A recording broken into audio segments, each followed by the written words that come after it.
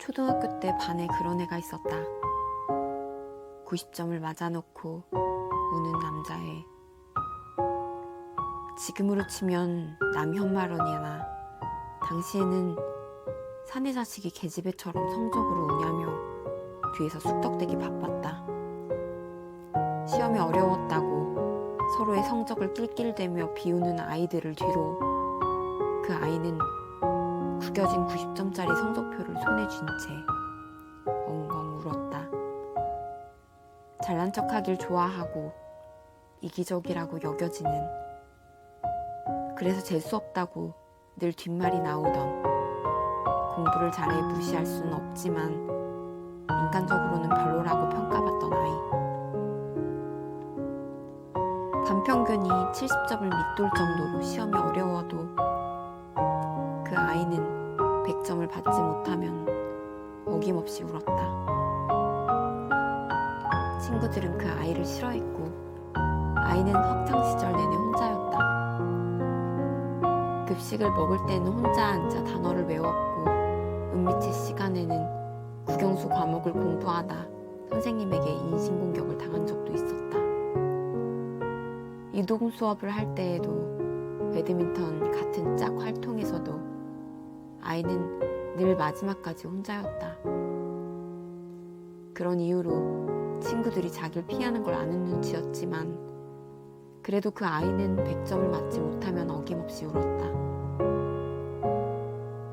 학교를 졸업하고 회사에 들어가 퇴근을 하며 하늘을 올려다볼 때면 나는 그 아이가 생각이 났다.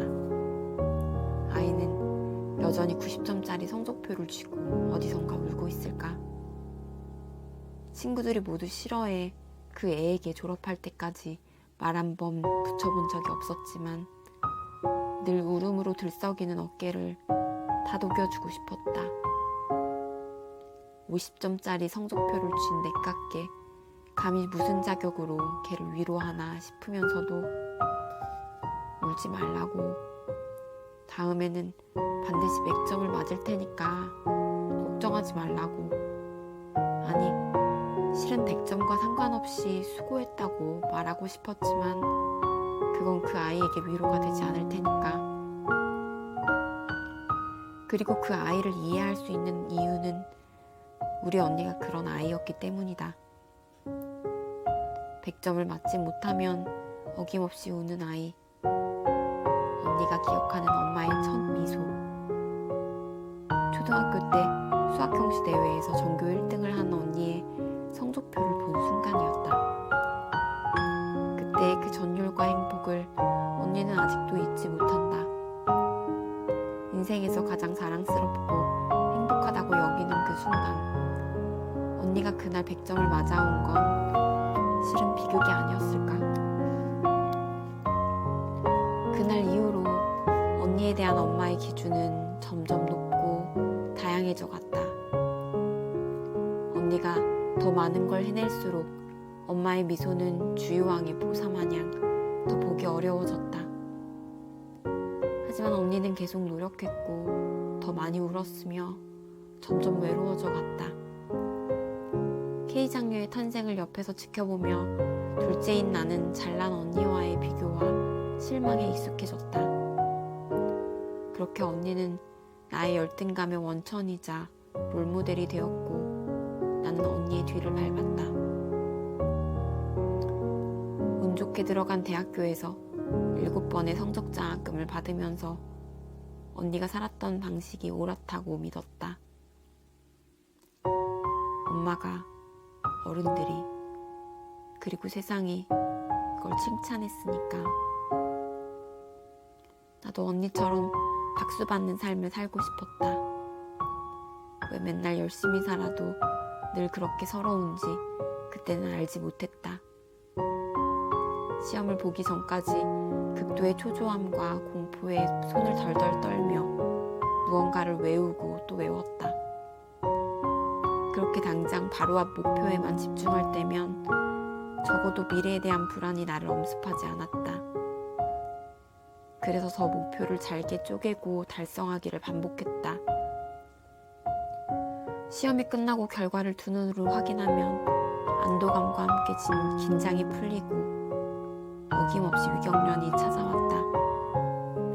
뒤틀린 배를 쥐어잡고 길바닥에서 기어 겨우 고시원 방에 들어가 진통제를 먹은 후 끝없는 잠을 잤다. 홀로 반평남짓 고시원 침대에서 일어나 눈을 뜰 때면 숨이 쉬어지지 않아 괴로워 울었다. 전쟁터가 되어버린 내 삶에 타인은 아군 아니면 적군이었다. 자기 확신보다는 자기 의심만이 성장의 원동력이라 착각했고 내가 지나온 길을 떠나간 자리를 자꾸만 되돌아보는 어른이 됐다. 혹여나 놓친 것은 없는지 결과가 나온 후에도 의심과 자기 검열을 아끼지 않았다. 내가 다른 사람이라면 이런 나와 친구가 되고 싶지 않았다. 신경이 곤두선 채 성과에만 목을 매는 겁에 질린 지루한 인간. 아무도 나를 사랑하지 않을 것 같았다. 어느새 나는 100점을 맞아도 우는 어른이 되어 있었다. 언니는 지금 대기업의 사내 변호사로 근무하고 있다. 연봉은 웬만한 또래 남자들보다 높고 명문대 법대를 졸업했으며 학창시절 동네에서 언니의 이름을 모르는 사람은 없었다. 언니는 아직 결혼하지 않았지만 고스펙의 남자들에게서만 손자리가 들어온다. 이건 사회에서 정의하는 그리고 엄마가 말하던 언니의 모습이다. 나는 언니가 원치도 않았던 그 타이틀 이면에 언니가 흘린 눈물들로 언니를 기억한다. 그녀는 학창시절 시험 기간이면 늘 스트레스로 구토를 했다. 변호사 시험을 준비할 때 잠을 못 자 얼굴이 시커먼 채로 졸음을 쫓기 위해 얼음물에 발을 담그고 책을 봤다. 도서관으로 가는 오르막길에 오를 힘이 없어 자리에 주저앉아 운 적도 있었다. 커피나 각성제를 과다 복용해 밤에는 부항을 뜨지 않으면 온몸의 근육이 아파 잠을 자지 못했다. 엄마는 만족하지 않는 그러나 그마저도 받기 어려운 90점짜리 성적표는 어느새 합격과 불합격으로 나뉘는 자격증 시험이 되어 있었다. 그 시험은 90점의 관용도 허락되지 않았다. 몇 번의 불합격을 받기 위해 언니가 포기한 것들은 그 결과에 드러나지 않았다. 보이지 않으니 애초에 존재하지 않았던 것처럼 10년 전 언니의 꿈은 춤추고 노래하는 연기자였다. 변호사가 된 언니는 더 이상 연기자를 꿈꾸지 않는다. 언젠간 할지도 모르지 라며 어딘가 모르게 서글픈 톤으로 말하지만 그냥 이제는 흥미가 사라졌다고. 그녀는 다행히 지금의 행복을 찾을 줄 아는 어른이 됐지만 가끔 연기를 계속했을 자신을 상상하고 가지 못한 길을 그려본다. 그때마다 내가 해줄 수 있는 일은 옆에 있는 것밖에 없다. 그리고 과거 연기의 꿈을 꿨던 그녀의 나이가 된 나에게 계속 글을 쓸 수 있을까? 내가 작가가 될 수 있을까? 라는 공허한 질문을 던지는 나에게 언니는 다음과 같은 말을 건넸다. 아무도 읽지 않는다는 이유로 장문의 글을 쓰지 않다 보면 어느 새벽 당신은 읽는 이가 기다린데도 긴 글을 쓸 수 없게 됐음을 깨닫게 된다. 아무도 먹어주지 않는다는 이유로 요리하지 않다 보면 혼자만의 식사도 거칠어진다. 당신의 우주는 그런 식으로 비좁아져 간다. 언니와 나는 서로의 우주가 되어준다. 나는 언니가, 언니는 내가 없는 미래를 상상할 수 없다. 우리는 돈독하기보다는 처절하다 싶을 만큼 굳건한 관계다. 우리는 서로에게 칭찬을 아끼지 않는다. 엄마가 해주지 않은 칭찬을 서로에게 아낌없이 퍼붓는다. 물론 싸울 때도 처절하게 밑바닥까지 싸우긴 하지만 그래도 결국은 나를 가장 먼저 그리고 많이 칭찬하는 것은 여전히 언니다. 얼마 전부터 우리는 유튜브 채널을 시작했다. 시험 끝난 옆집 언니. 구독자는 겨우 11명이지만 언니는 이 채널의 진심이다. 칭찬에 박하고 끊임없이 자신의 판단을 의심하는 누군가에게 격려를 아끼지 않는 영상을 찍으려고 노력한다. 돌아보지 마. 내 판단이 맞아.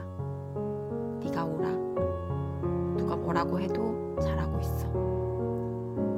10년 전 나에게, 언니에게 해주고 싶었던 얘기를 우리는 익명의 누군가에게 전달하고 있다. 나를 진심으로 믿어주고 칭찬하는 단 한 명의 사람이 있다면 그의 우주는 무너지지 않는다. 내 글이 미약하게나마 여기까지 올 수 있었던 건 나에게 칭찬을 아끼지 않았던 늘 첫 번째이자 마지막 독자였던 언니 덕분이다. 영상은 언제나 다음과 같은 문장으로 끝맺는다. 오늘 하루도 고생했어. 잊지 마. 시험보다 너의 삶이 훨씬 더 중요해.